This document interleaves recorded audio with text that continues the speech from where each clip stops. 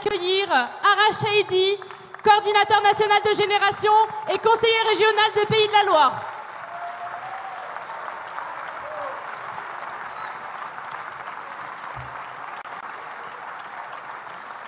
Mes chers amis, mes chers, mais très chers camarades, voir cette salle Japy où tant d'entre nous ont des souvenirs précieux dans l'histoire de leur engagement plein à craquer me remplit de joie, et je suis sûr mes camarades de Génération également.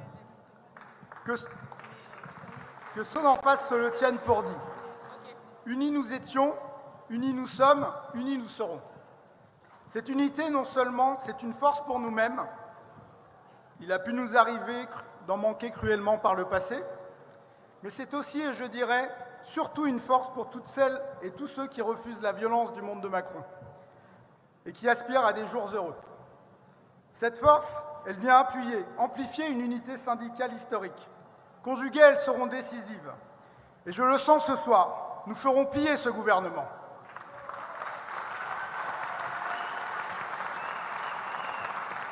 Nous avons avec nous l'écrasante majorité du pays. Personne n'est dupe, et à chaque fois, c'est la même méthode. D'abord, il diminue les financements, crée les déficits. Ensuite, il désorganise, essaye d'opposer les uns aux autres, les CDI aux plus précaires, les salariés aux fonctionnaires, les chômeurs aux intérimaires. Puis vient le temps du refrain, toujours le même refrain que vous connaissez par cœur. On n'a pas le choix, il faut travailler plus longtemps. À chaque fois, on nous dit que c'est la réforme, celle qui va sauver nos retraites, la réforme urgente. On n'a pas le choix, c'est la réforme dont on ne pourrait se passer sous peine de voir tout le système s'effondrer.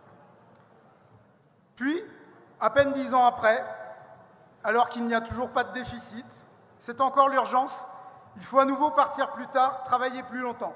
Et tant pis pour toutes celles et tous ceux qui ont des métiers difficiles, des tâches pénibles, des corps usés.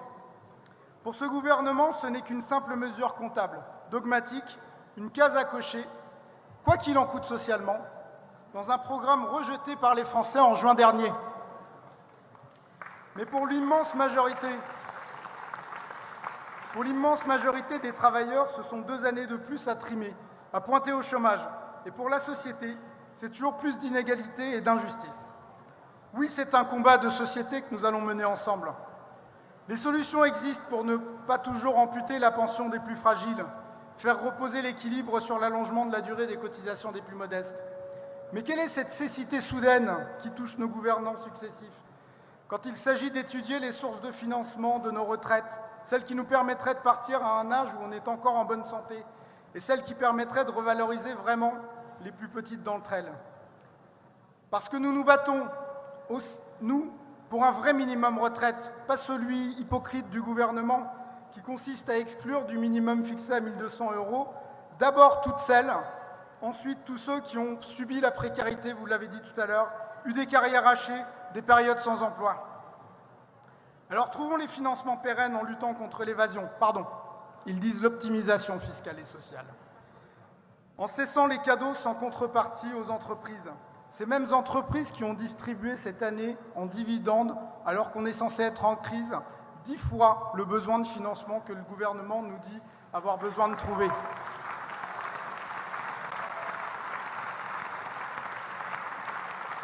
Envisageons, plutôt que de toujours vouloir retarder l'âge de départ, d'augmenter de quelques euros les cotisations. Même les sondages nous l'ont dit, les Français y sont favorables. Travaillons à des solutions nouvelles, de vraies solutions nouvelles. La taxation des superprofits, éventuellement une taxe robot. Pourquoi pas taxer de 2% les 42 milliardaires pour ne pas demander à des dizaines de millions de nos concitoyens de retarder de 2 années leur départ à la retraite. Ils sont 42 d'un côté, nous sommes des dizaines de millions en face d'eux. La démocratie, c'est écouter le peuple, co-construire avec les corps intermédiaires, défendre l'intérêt général face aux intérêts particuliers, et pas dire « j'ai été élu, je fais ce que je veux », et mettre le dialogue social sur stop. Je veux le dire ici, gloire à ces milliers de syndicalistes qui défendent chaque jour les droits des travailleurs.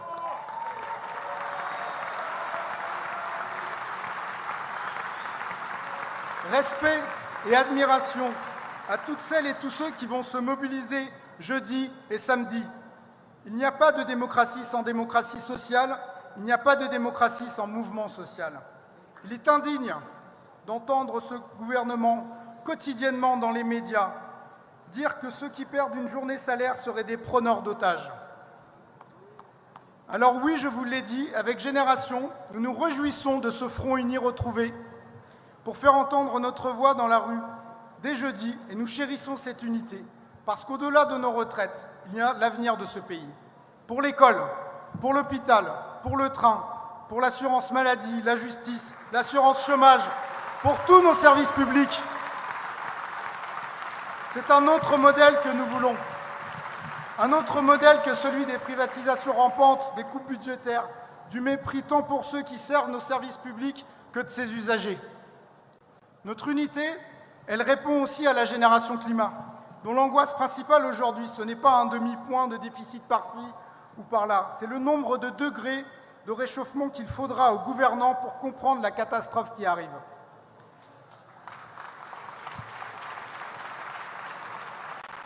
Cette génération, elle ne veut pas travailler plus, consommer plus, produire plus ou polluer plus. Elle veut travailler mieux, respirer mieux, partager mieux pour vivre mieux.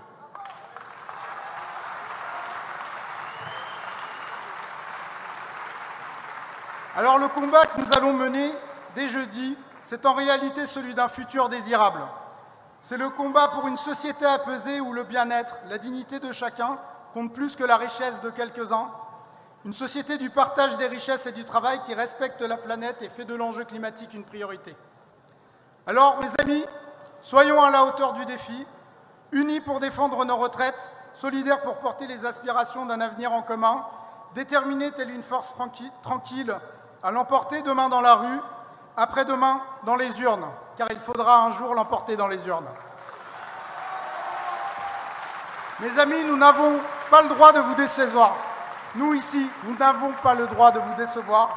Alors ensemble, résistons, proposons et gagnons. Merci beaucoup.